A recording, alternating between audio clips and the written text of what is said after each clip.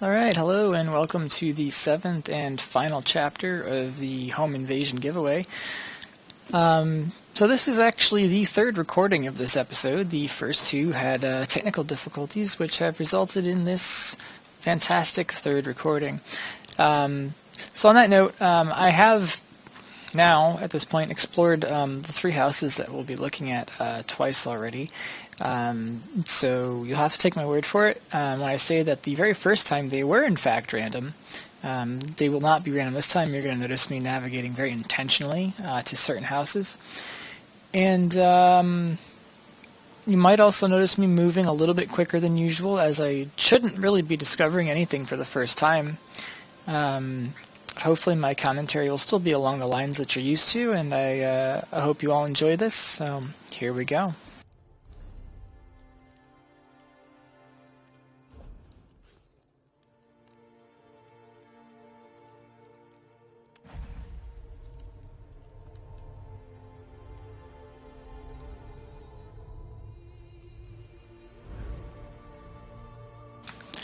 Alright, so first up we're going to a Hundings Palatial Hall. This is a house we've seen a lot during the week doing these home invasions.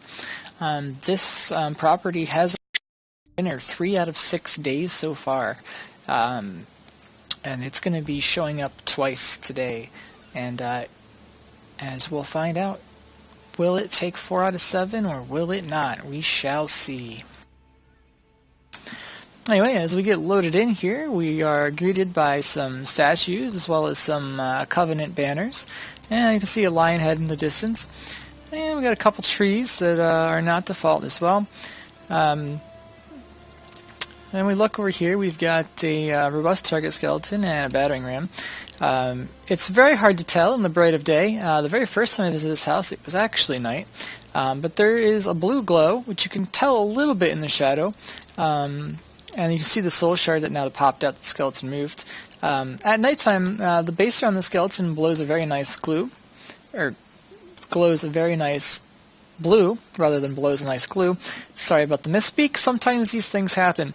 Anyways, we got another target skeleton here. Same thing here, there is a gem inside of him as well, so he gets the blue glow. And a third target skeleton over here with, again, the same thing. It's a very cool effect at nighttime, it's quite wonderful. During the day, you can hardly tell. So as we make our way back to the rear of the house, we see a well, and we have a stable full of some exotic mounts, wolf, couple rare lion-type mounts, and a horse. And we head up this Argonian lattice to the wall, and we see some fire ballistas that are protecting the hall from naval assault. This was actually the first house I'd ever seen this particular sort of setup going on, particularly in Hundings. I have seen one other house that gave access to this wall. This is the first house I've seen actually utilize it in a way that makes a lot of sense. But we'll head down now into the rest of the property. And over now to the this part of the outer courtyard. And we notice here we've got a kind of a merchant booth set up with some oranges, some fish, and a keg. And you can look, we see a lot of custom structure going on here, mostly connecting the balcony areas and putting a transition to the roof. But below it we also have this transition here to this little orcish fur throne, which gives us a really nice view of the ocean here. So that's kind of neat. And we're going to head up now into the tower. In the base of the tower, there's nothing going on. And we head up, and in the top of the tower itself, there's not really anything going on, but we see a ramp down to the roof, which we're going to pass that up. We'll approach the roof from a different way later on. But we will take this ramp up to what is a diving board, as it turns out. As I mentioned in a previous video, it's awfully rude to visit someone's house who has a diving board and not take a dive. So we're going to jump right in here, make a splash, and we'll take this opportunity to explore the beach.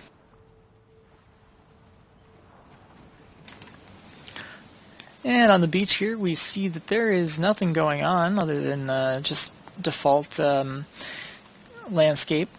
Nothing wrong with that, as I'll beat to death every time I've been in this house. It is a huge property, and the 600 item limit doesn't do it justice, so you almost always just have to end up with empty spaces in order to get anything done nicely. We see a step up here into the pool. Nothing going on in the pool itself, but that's all right. Pool is a pool, and you kind of wade around and you know, take a sit in it if you like. Or you can add an H, and well, you know. Anyhow, we'll head around to the other side of the house, and then we'll actually head to the interior, as we've seen everything on the outside at this point, with the exception of the rooftop. And as we head to the interior courtyard, we're greeted by some statues and some trees.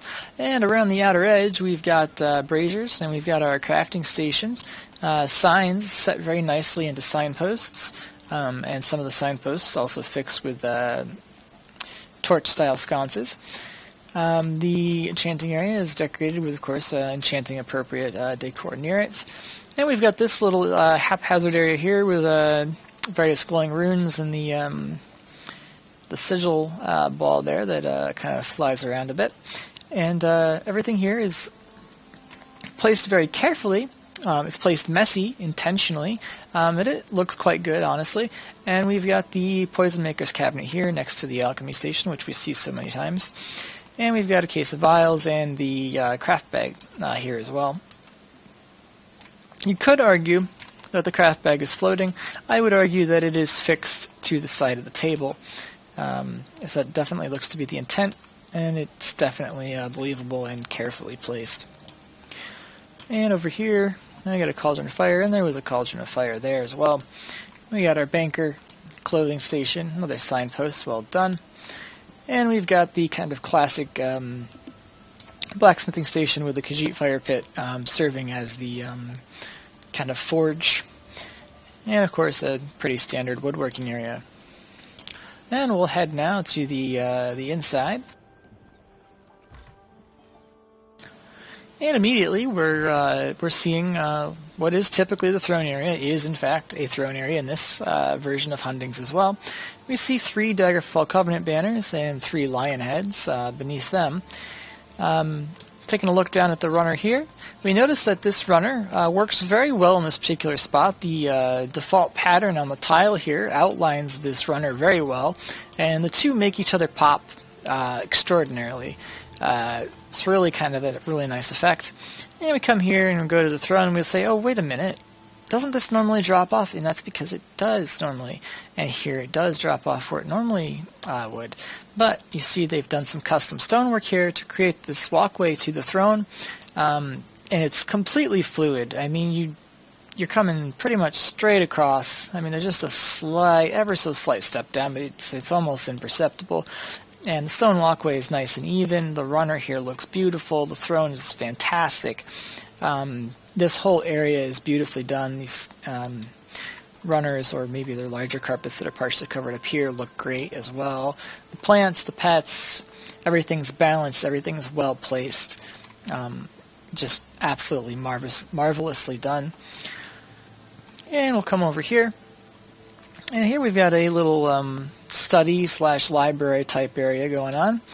We've got the books here on the table, and we'll look and we see everything is placed nicely. The lantern from the ceiling there is clearly into the wood, so it's anchored properly.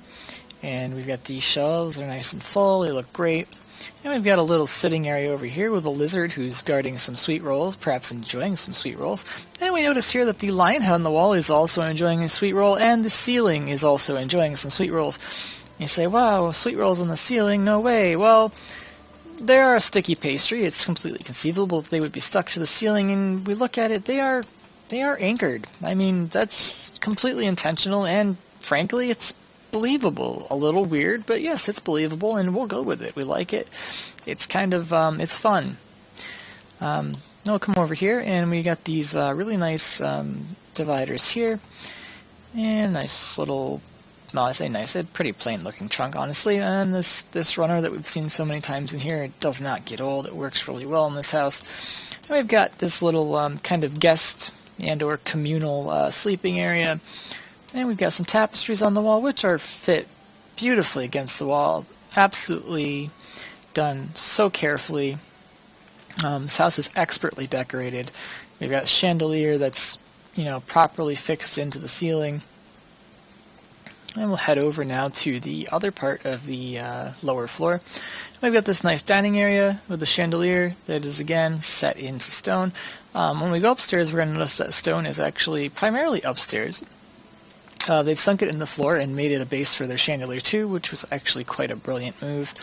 But we see here the dining area is set up centered on these carpets that are angled at a 45-degree angle relative to the edges of the house.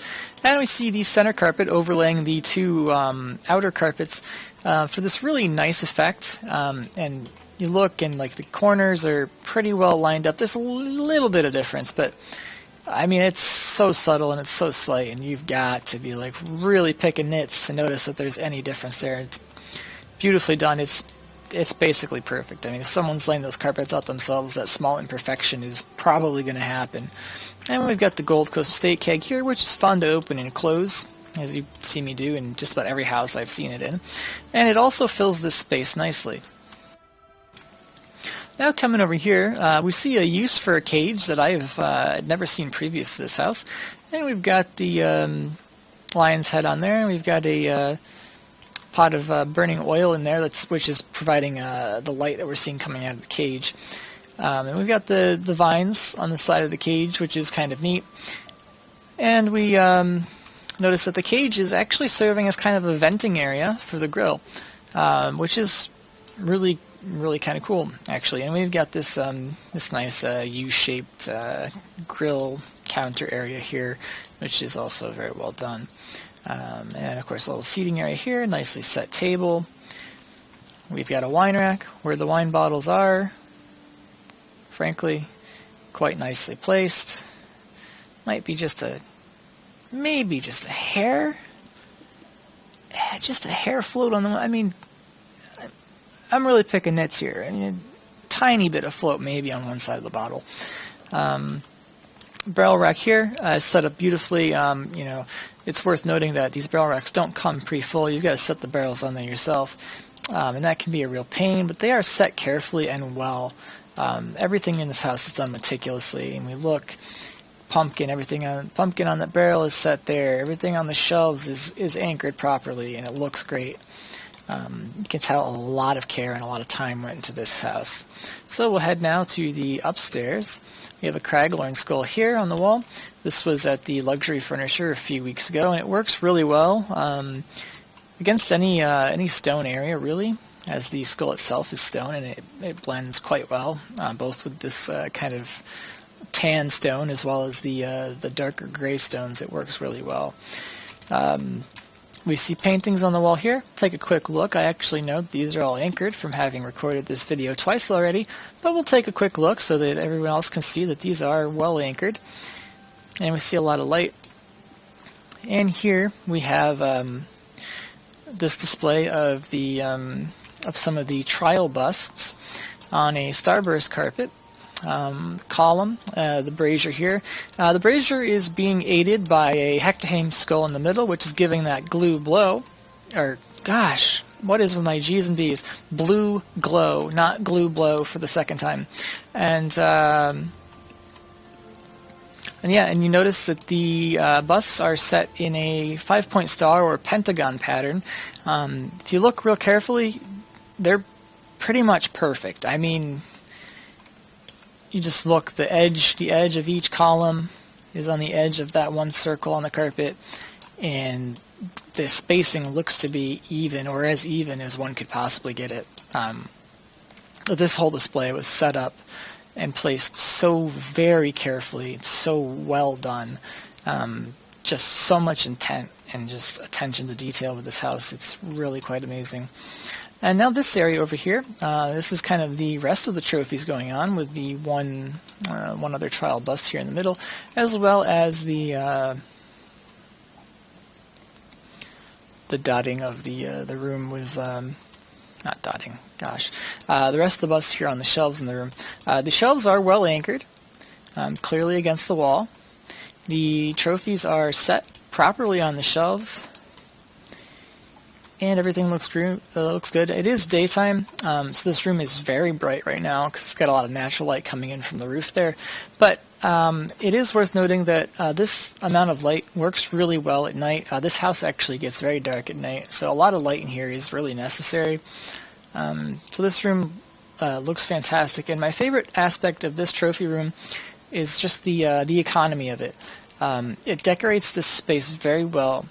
And bearing in mind that the busts are their own separate category in the housing editor, and they take up a different housing allotment than the average items, this whole space, essentially as far as your actual housing allotment, consists of this brazier, the pinion, the chandelier, 8 shelves, and 6 torches. And that's it. So it's like somewhere between 15 and 20. I think it's less than 20 items, and this whole area right here is well decorated as a result.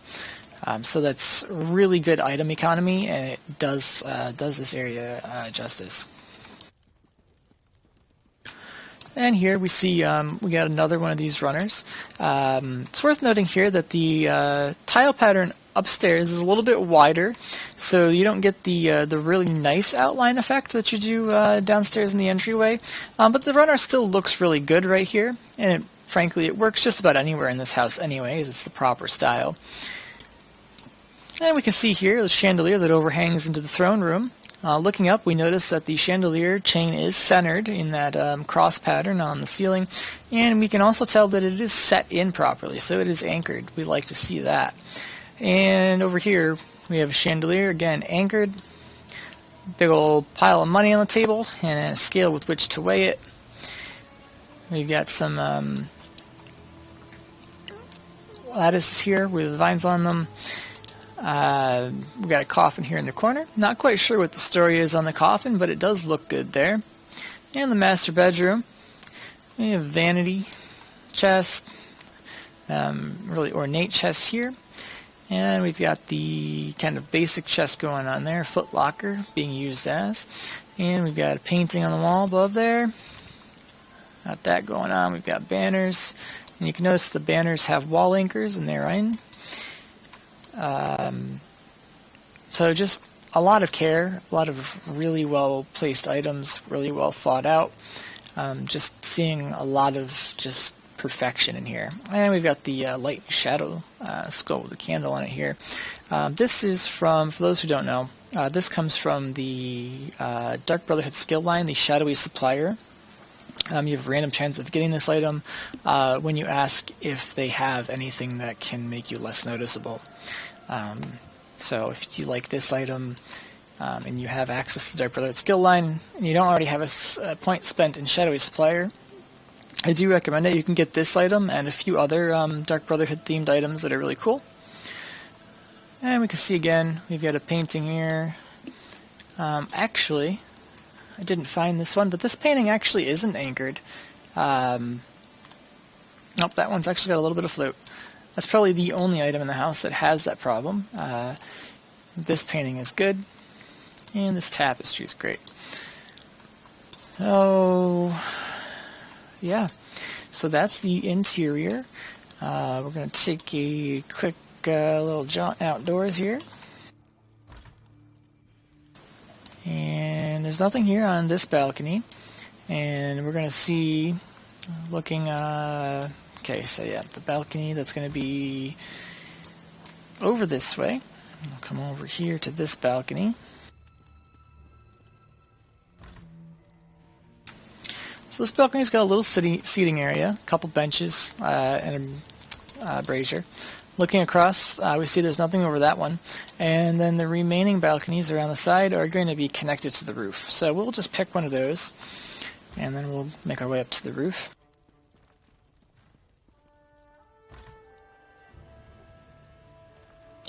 So the ramp transitions smoothly, and smoothly up onto here, and smoothly down to here. Really nice, carefully placed boards and stones to make this walkway not only believable, but also smooth to walk on. The path up to the tower, they were kind enough to give us rails so we don't fall off. And more stones up here, extending the stonework that already exists. to make this all transition very nicely.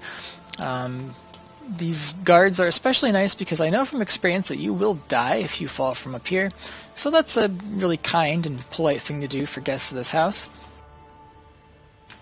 Not a lot going on the roof besides that custom work. However, just being able to access the roof is nice, and the work that's been done to make it fluid is really nice as well.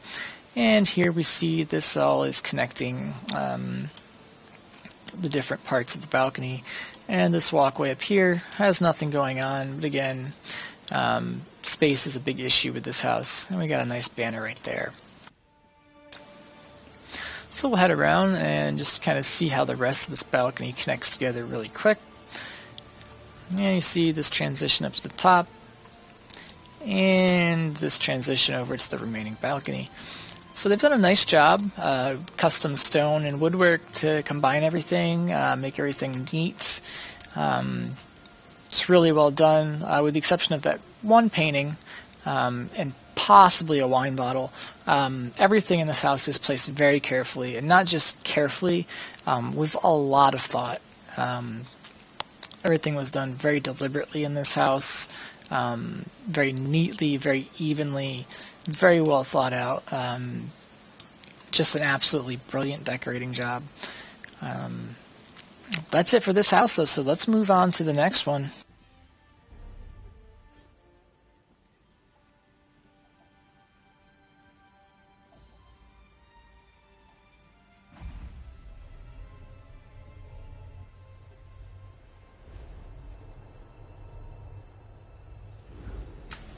Alright, so we're heading now to Daggerfall Overlook, which has been another very popular house that we've come across during the home invasions.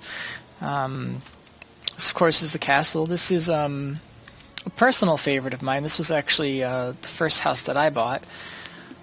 Anyway, as we load in, we notice some statues kind of greeting us, a couple braziers. We've got some trees that aren't default, or at the very least aren't located in their default locations.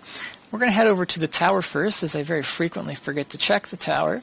And here we've got a bear and its cub, meat hanging from a shelf there, wash bucket and a box of plums, and a bag there in the corner. Not a whole lot going on, but it works. Up in the tower, it looks like we've just got a lone table. It could be that the person hasn't yet fully decided what they want to do at the top of the tower, or they're going for a rather abandoned kind of look, in which case a lone table actually kind of works for that.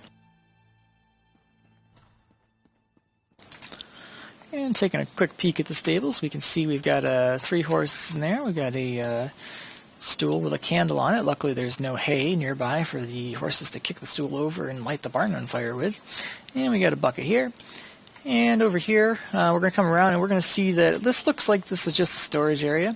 We've got just loose boards kind of placed haphazardly, stones placed, just random stuff just placed.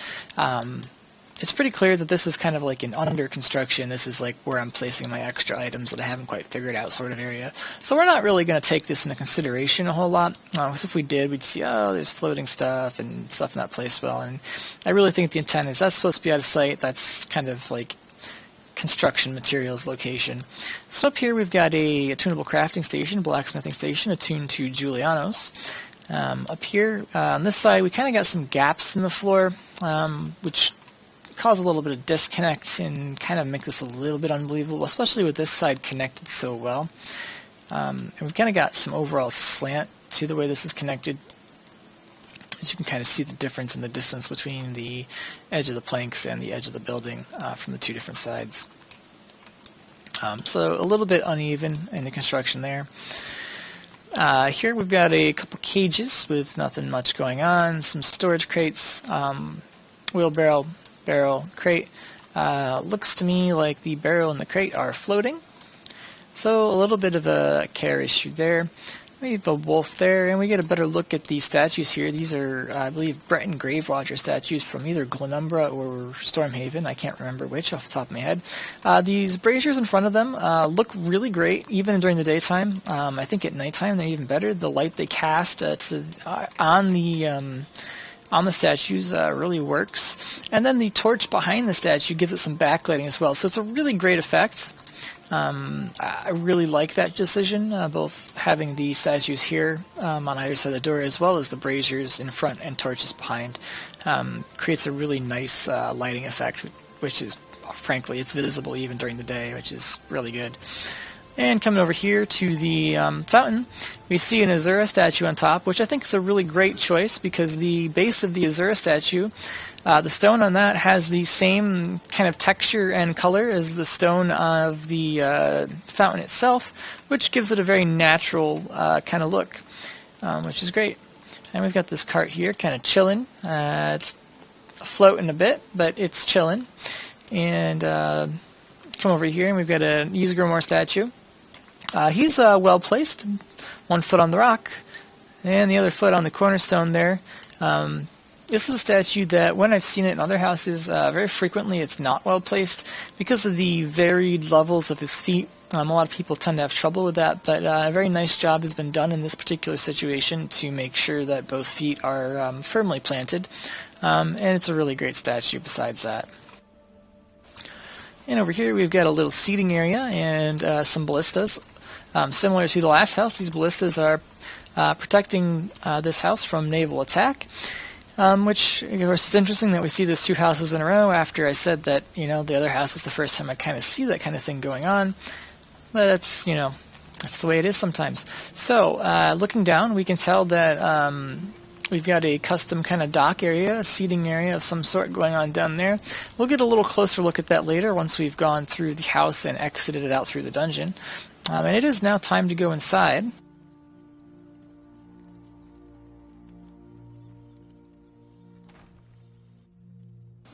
So as we head inside here, we are greeted by a painting on the wall, a couple candle sconces there. We've got the nice starburst rug here.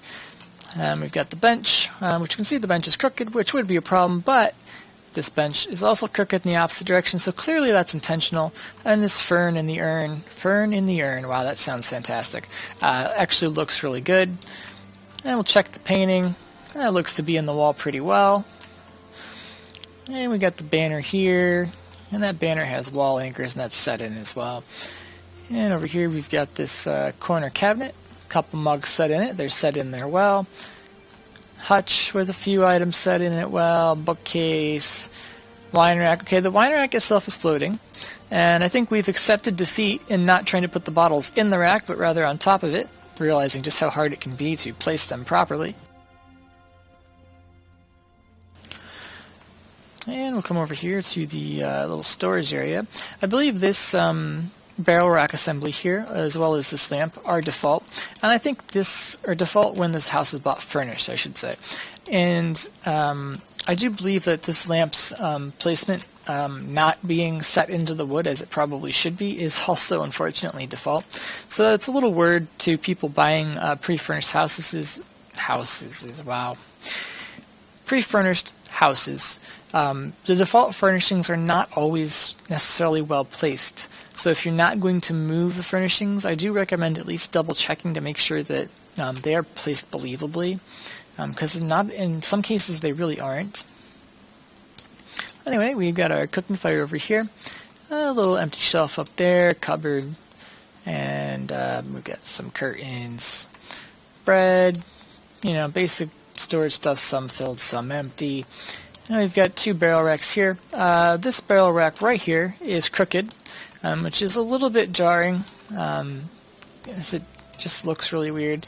And this other barrel rack with just 1 barrel on it. The 1 barrel is placed relatively well. Yeah, I really have no complaints about the way that barrel is placed. But we do see that this empty crate here is floating a bit, very similar to the crate that was outdoors. And in the kitchen area here, we look up and we can see that those chandeliers are not anchored into the ceiling. So that's, a little bit, that's a peeve of mine. Then we got this table here. This is a nice setup. I think it might be default, but it's nice in any case. And we got this sort of war table, war room sort of setup. We got maps, and we've got the dagger and the open map there, and a chest and gem, and we've got some seating for people to be kind of listening to the commander as he goes over his battle strategy here. So that's kind of neat. And then we've got a merchant here hanging out at a stall, and the banker here hanging out at his little desk in the corner. Now taking a quick look at the throne room, and we see that it's a fairly basic throne room. 2 Breton thrones, starburst rug, a table, footlocker, a couple banners on either side of the room, painting here, some empty storage. Not a whole lot going on, but it's not bad either. It looks alright. So we'll make our way upstairs now. And as we go up, we notice some ivy hanging down off the stairway there. That's kind of a nice touch. And we've got this painting on the wall that's set into the wall nicely. And a painting there. And we got this cupboard and this lamp. I do believe that this cupboard and lamp is also default. And you'll notice that by default, this one is also set properly. This one is actually set properly into the wood. So it's believable that the lamp should be hanging there. Got a couple bookcases here, mostly empty, a stack of books next to the one, and paintings on the wall that do appear to be placed relatively well. We've got some, kind of basic empty storage stuff over here. And we come into this area here. This appears to be a kind of guest or possibly communal bedroom, as well as a wash or possibly a bathroom. Not to say that this is where one goes to do their business, but rather this is where one would go to take a bath or possibly wash their laundry. Possibly both. Who knows? Maybe you bathed with your laundry on and killed 2 birds with 1 stone, so to speak. And over here in the corner we've got some mirrors, or a mirror rather, and of course the view down over the throne room. And we got the pet here on the bed. And heading now to the master bedroom. Master bedroom is fairly basic. It's got a bed and footlocker, some empty bookcase. We got a dresser, well, a cabinet actually, and a wardrobe, dresser, wardrobe. And we've got a Dark Brotherhood ledger sitting on the desk here, which is a nice touch. It adds a little character to the room. And we got a painting there, and this painting here. This painting here is floating on the left side. The right side is anchored. The left side, as you can see, is not. So a little bit of a care issue there. That's going to do it for the upstairs. Now we'll head down to what is traditionally the dungeon.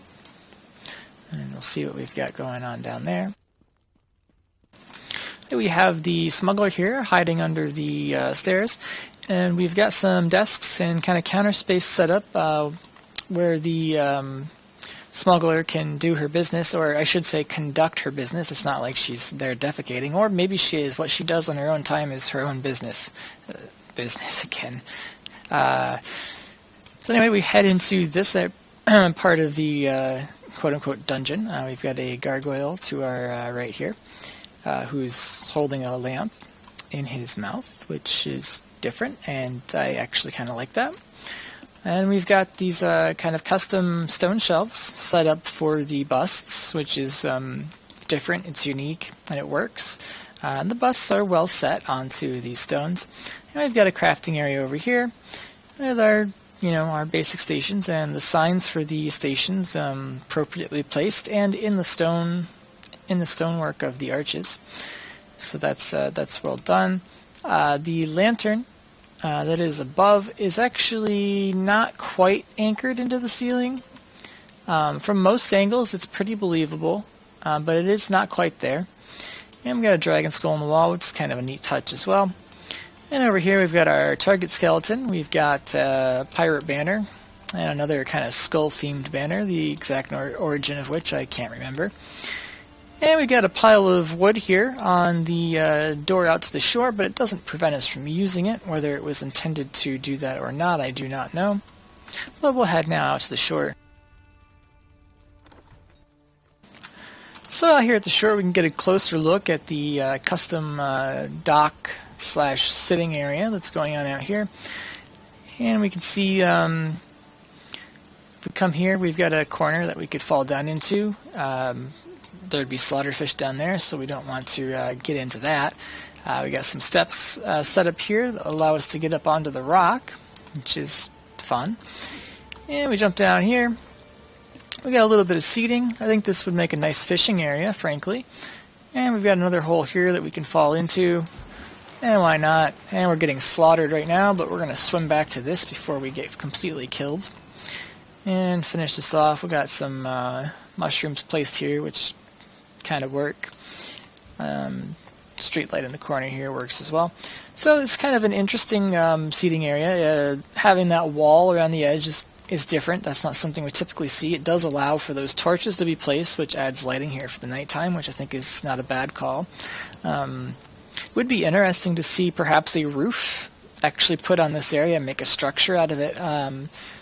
Would actually be really interesting. It's also worth noting that these, the majority of the rocks here, with the exception of the larger one that we can get up on, these rocks are custom placed. These are not default rocks, at least way is not in their default locations. And I believe they're there to kind of lend believability to the dock area that is on them, as the rocks are providing the support. So I think that's a good choice. I'm usually willing to let these wooden plank kind of structures pass as far as believability goes in regards to bottom supports, but it is nice to see bottom supports when someone cares to take the time to do that. So that's going to conclude it for this house. We have one more house to look at, and we're going to go do that now.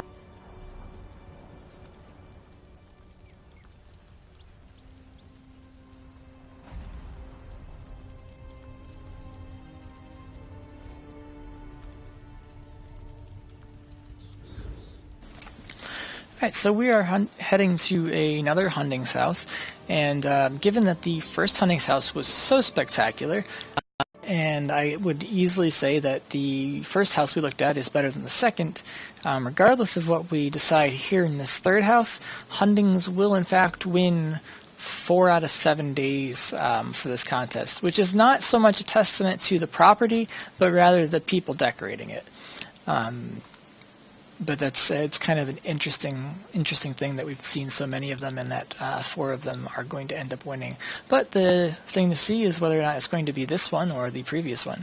So now that we're loaded in, we see a lot of trees and other plants here on the ground that are not normally here, kind of greeting us and welcoming us to the house.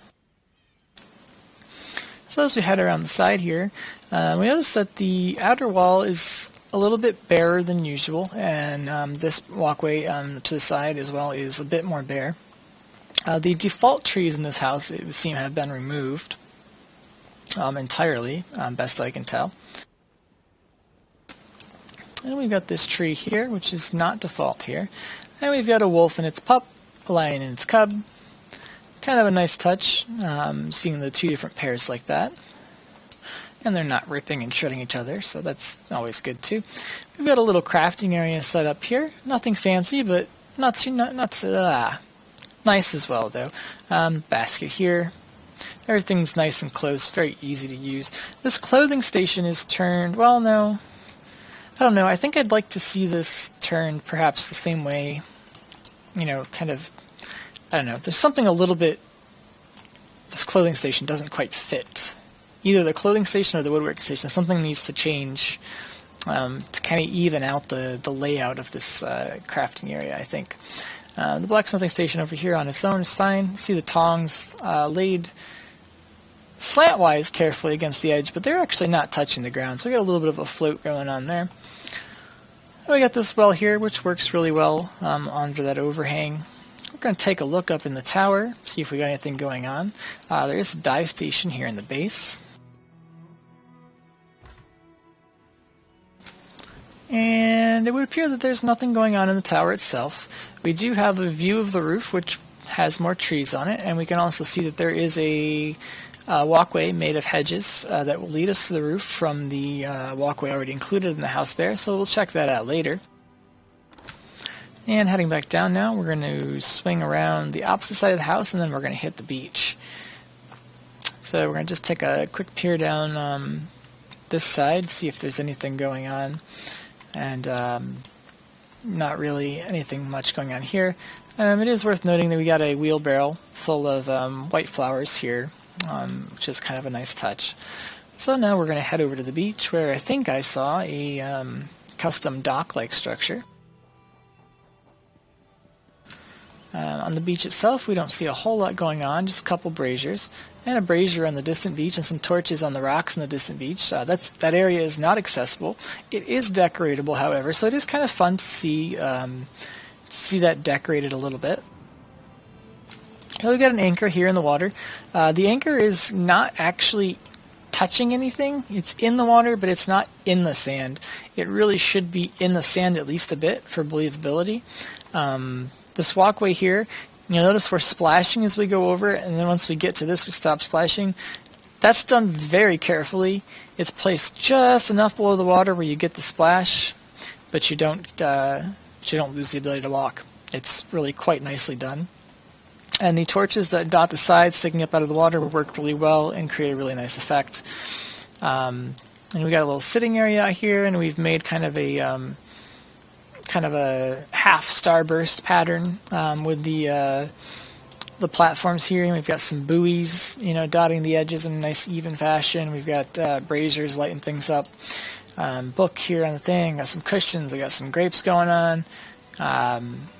Book on the bench there is well placed, but as we look here, the carpet is at a slant, and carpet's like eating the legs of the benches, and it's also like eating my feet and legs right now. So the carpet definitely needs fixing, but overall this area right here is really nice. These bamboo shoot type things look really great. The decoration, adding lighting to the distant rocks is also kind of neat. Alright, so that is going to do it for the exterior of this house. Now we're going to run all the way around the other house and make our way to the interior.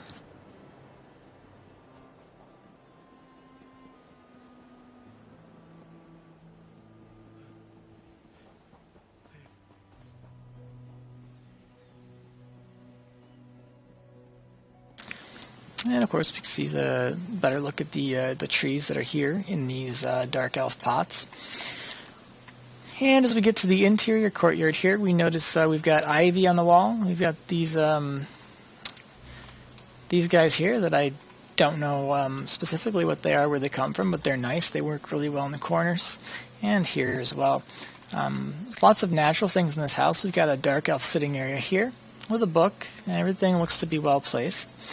And we've got a Redguard themed sitting area here where again everything looks to be well placed. And we've got this kind of custom mashup of plants here. We've got a sea sponge, a hibiscus, a fern, and some other white flowers, the exact name of which I don't know. But it kind of comes together to be like almost like one new plant all in itself. It's creative and I like it.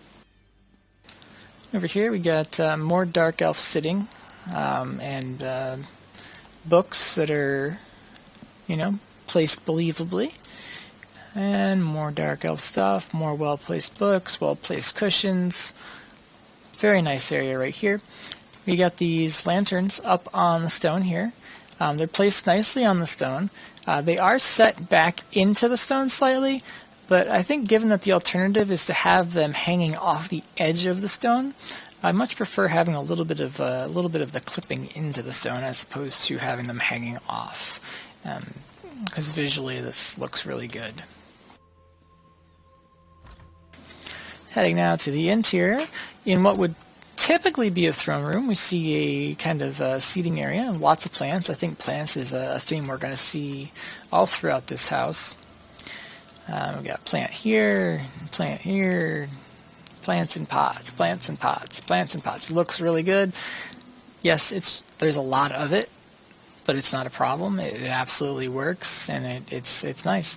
Everything on this table looks to be well placed. These wall sconces here, the two on the outer edges, have soul shards placed on them to give a blue glow. We've got the staggered level of the third one in the middle. Very nicely done. It's really nice. The alternation in lighting and the alternation of height as well has a really nice, pleasing effect to it. Coming over here, we've got a little seating area, a little bit of fruit in a bowl there, and a little storage area over here. looking at it, though, the pumpkin is floating. At first glance, it would appear that the pots that are there are floating as well, but when we look a little bit closer, we see that they have legs, and it looks like the legs are, if not seated, close enough. And we got a sealed sack in the corner and a basket there. Then we come over here to a very nice looking seating area. Of course, lots of plants in a trough. Got a piece of coral here on top of the trunk. A little carpet here leading us to the area. You got wine bottles on a rack. A couple of the wine bottles are a little bit slanted, kind of tilted back. But for the most part, they're set in there reasonably well. Nice bookshelf here. And there's this fire pit, which is great on or off. Easily probably the best fire pit in the game anyhow. And we look at this painting here. This appears to be reasonably well placed. Oh, I say that, and then look at that. The left-hand side is off the wall just a bit. It's not too bad, and it's especially hard to see with the posts, because as you get to the angle where you'd really see it, it kind of gets in the way. And over here, this painting here is definitely anchored. It does look like the right-hand side is set into the wall a little further than the left, but that's not really too bad. And a nice little area set up here with some candles and a table. So let's head over to the opposite side of this floor. And we've got a nice little seating area here. We've got some void blossoms here in a trough, which is set partially into the wall, clearly intentionally given the look of a planter. And we've got some void blooms dotting the wall as well, which is a nice touch. Not a whole lot going on in this particular corner, just a wash bucket. But that's alright. And we come over here to what looks like a nice little dining area. We've got the grill here. Chandelier there. That chandelier does appear to be in the ceiling, and if it's not, it's so close to the ceiling that I can't tell. Some food set up there on this counter. And another chandelier that's anchored properly, and of course we've got a wagon full of plants, which is a nice little arrangement. Looks really good. Wall tapestry, which is anchored. I might have sounded like I said angered, but I totally said anchored. I'm not at all tired, I swear. Alright, so we've got this tile here. Looks like it's set into the wall a little bit off. The left side is pressed into the wall a bit more than the right. It's not too bad, but it is noticeable. And coming over here, we've got this high elf divider, and we've got a high elf kind of themed sitting area with a couple rocking chairs, a couple pillows placed nicely on the floor, a stack of books, and we've got the little kind of wolf pet going on there. And we've got a custom fireplace here. The fireplace itself is quite simple, but these serpent tiles really make this fireplace pop. I think that's an excellent touch. And the way the light in the area plays off them when that brazier is lit up, the light plays off those serpents really nicely and just really brings this fireplace alive. Absolutely well done. Of course, more plants, ivy hanging all over the place, painting on the wall. We got this fan. That fan that's on the top of the fireplace there, it looks like it should be against the back wall leaning. It is not touching, so it's a little bit unbelievable. We've got this nice rock speckled with some flowers here. And another chandelier that's set into the stone above it. And again here, this chandelier here, this veiled crystal, we can turn on and off. When the veiled crystal is on, this chandelier looks like pure gold, as opposed to the brass look it normally has. I don't know whether that's the intent of that crystal or not, or if it's just a happy coincidence, but it's really a neat effect either way.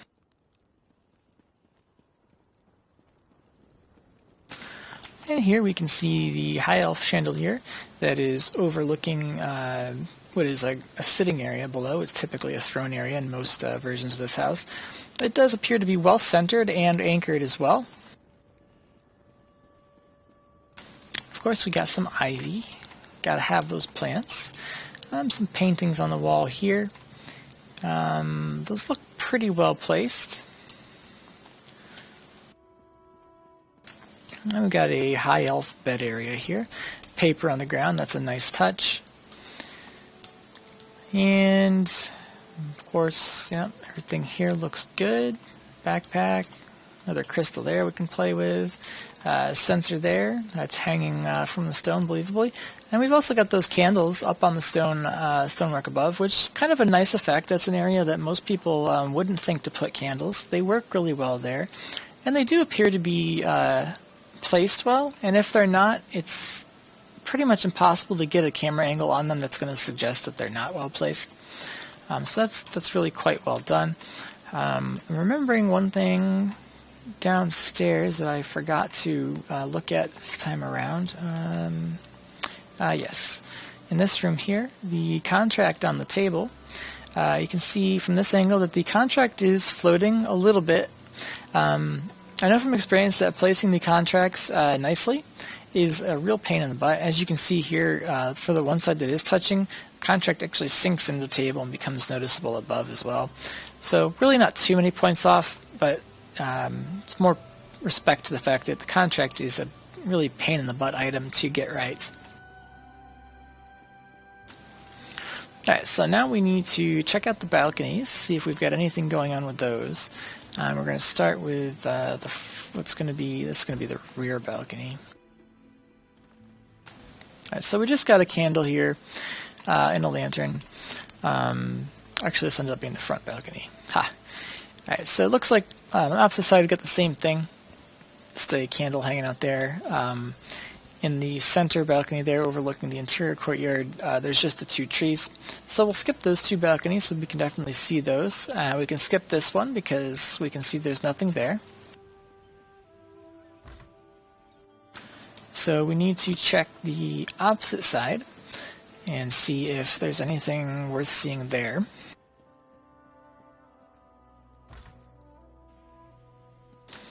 And nothing going on here, which is alright. And now this rear balcony.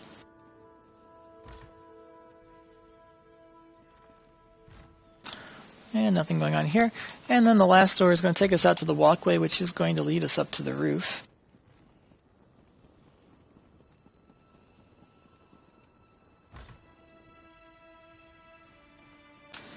Alright, and we're on the walkway here. And here we see a nice little dark elf sitting area set up. We've got this plant-covered street light here. And we've got this path formed out of hedges. A little bit of stutter walking on these. There's a bit uneven. It's not so bad going down them, but going up, a little bit of catch slows us down, catch. But then a nice transition at the end there. And we got some trees dotting the edges of the roof, which is nice. Not a whole lot else going on up here, but you do get a nice view of the interior courtyard from up here as well as other parts of the property.